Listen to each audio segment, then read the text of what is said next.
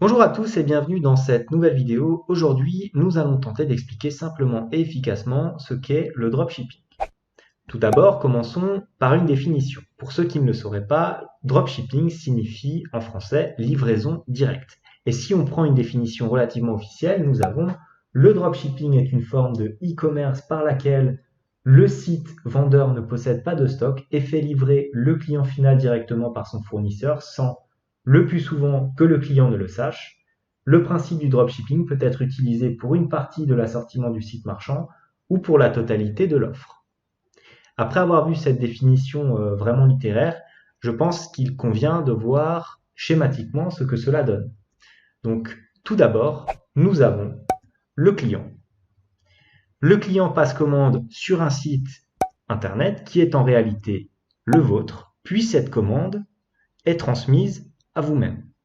Et c'est là que tout se joue.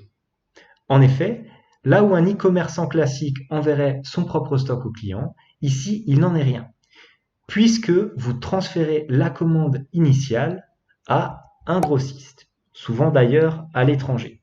Celui-ci traitera l'ensemble de la partie logistique et expédiera la commande du client qui la recevra souvent quelques jours, voire dans les cas pas trop favorables, quelques semaines plus tard. Vous n'aurez donc qu'un rôle d'interface. Mais alors vous allez me dire, tout cela semble trop simple et trop beau pour être vrai. Et vous avez relativement raison. C'est pourquoi nous allons lister les avantages et les inconvénients de cette pratique. Tout d'abord, les avantages. Premier d'entre eux, la faiblesse du capital requis. Pourquoi? Parce que vous n'aurez pas besoin d'énormément d'argent pour mettre en place votre affaire. Généralement, le coût d'un site et éventuellement de certaines publicités sur Facebook et autres réseaux sociaux. Deuxième avantage, le stock. Vous l'avez compris, vous n'aurez pas à gérer le stock de vos marchandises puisque le fournisseur s'occupe de la logistique. Troisième avantage, la trésorerie positive. En effet, celle-ci, dès le premier achat, sera excédentaire, puisque vous n'avancez pas l'argent pour l'achat d'un stock, comme dans une société de négoce traditionnelle, donc votre besoin en fonds de roulement sera directement positif. Et enfin, un gain de temps non négligeable, car votre activité se limitera à traiter les commandes et l'envoi aux fournisseurs. Passons à présent aux inconvénients. Le premier d'entre eux, c'est les problèmes logistiques dus aux fournisseurs. En effet, vous n'aurez pas la main mise sur les stocks et en cas de fournisseur défaillant, cela peut se retourner contre vous. Deuxième désavantage, il y a très peu de fournisseurs français. Souvent, ils sont dans des pays émergents, ce qui complexifie, vous l'aurez deviné, les échanges qu'il peut y avoir et éventuellement certaines réclamations. Enfin, et surtout, ne négligez pas les frais annexes. C'est souvent ce qu'on peut voir. On montre le chiffre d'affaires, mais on ne montre pas les différentes charges qui peuvent s'y rattacher.